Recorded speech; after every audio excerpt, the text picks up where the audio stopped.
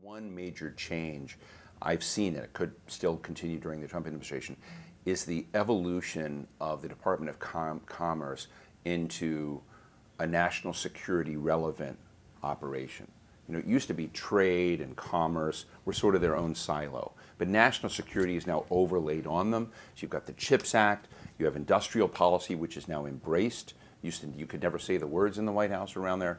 And I'm just sort of interested in whether or not, as this is evolving and in your space, are you now a national security player in the trade space? Is that how you see it? And do you think we have the literacy and sophistication in Congress to deal with that with both the seriousness but care? Because I got to tell you, folks in the Pentagon may not care about ag, right?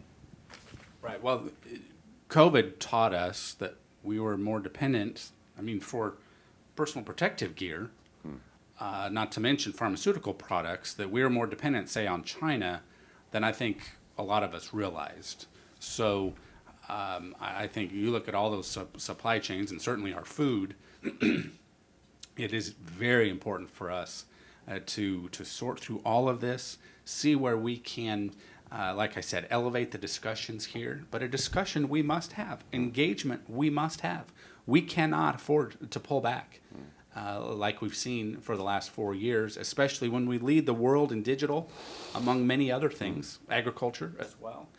And I think I remind my own constituents that we need to tell our story more than we do now about how we produce more with less, how in the midst of a drought, thanks to biotechnology and many other efforts and application of new methods among very conservative producers across Ag America, that results in record yields amidst a drought. Great story to tell in agriculture, and the challenges economically, certainly in agriculture, that we can't dismiss.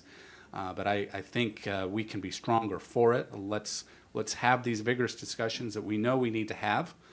And like I said, other countries are expecting us to up our game, and that we are.